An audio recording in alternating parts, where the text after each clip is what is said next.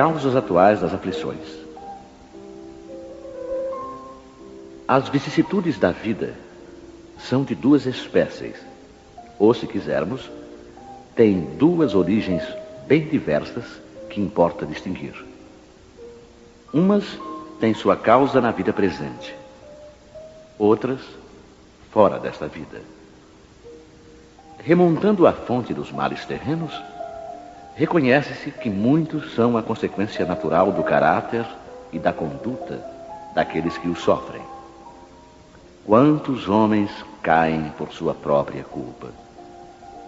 Quantos são vítimas de sua imprevidência, de seu orgulho e de sua ambição? Quantas pessoas arruinadas por falta de ordem, de perseverança, por mau comportamento ou por não terem limitado os seus desejos? Quantas uniões infelizes porque resultaram dos cálculos do interesse ou da vaidade, nada tendo com isso o coração? Que de dissensões, de disputas funestas, poderiam ser evitadas com mais moderação e menos suscetibilidade? Quantas doenças e aleijões são o efeito da intemperança e dos excessos de toda ordem? Quantos pais infelizes com os filhos por não terem combatido as suas más tendências desde o princípio? Por fraqueza ou indiferença, deixaram que se desenvolvessem neles todos os germes do orgulho, do egoísmo e da tola vaidade que ressecam o coração. Mais tarde, colhendo o que semearam, admiram-se e afligem-se com a sua falta de respeito e a sua ingratidão. Que todos os que têm o coração ferido pelas vicissitudes e as decepções da vida interroguem friamente a própria consciência. Que remontem passo a passo à fonte dos males que os afligem e verão se, na maioria das vezes, não podem dizer: se eu tivesse ou não tivesse feito tal coisa, não estaria nesta situação.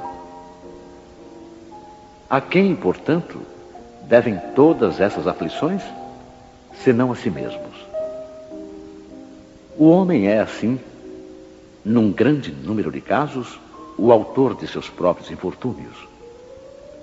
Mas, ao invés de reconhecê-lo, acha mais simples e menos humilhante para a sua vaidade acusar a sorte, a providência, a falta de oportunidade, sua má estrela, enquanto, na verdade, sua má estrela é a sua própria incúria.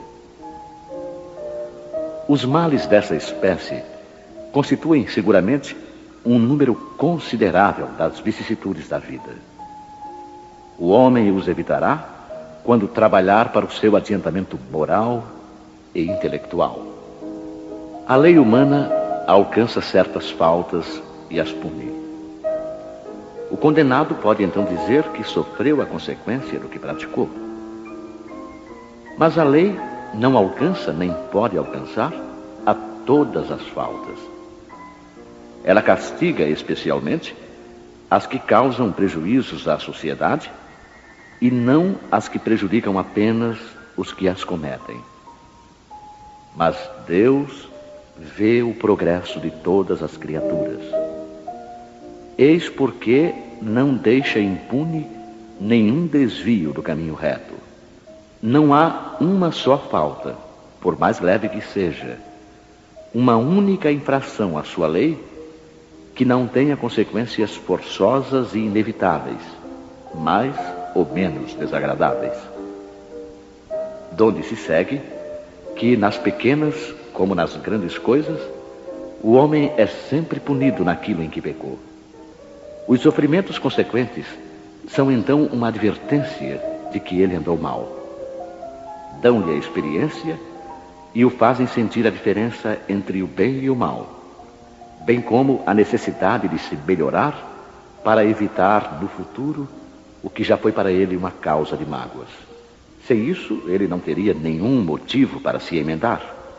E, confiante na impunidade, retardaria o seu adiantamento e, portanto, a sua felicidade futura.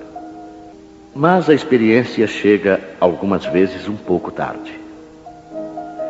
E quando a vida já foi desperdiçada e perturbada, gastas as forças e o mal é irremediável, então o homem se surpreende a dizer: se no começo da vida eu soubesse o que hoje sei, quantas faltas teria evitado.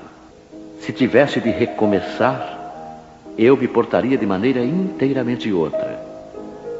Mas já não há mais tempo.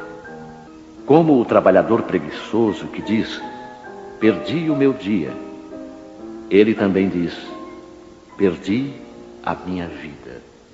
Mas assim como para o trabalhador, o sol nasce no dia seguinte e começa uma nova jornada em que pode recuperar o tempo perdido, para ele também brilhará o sol de uma vida nova após a noite do túmulo, na qual poderá aproveitar a experiência do passado e pôr em execução suas boas resoluções para o futuro.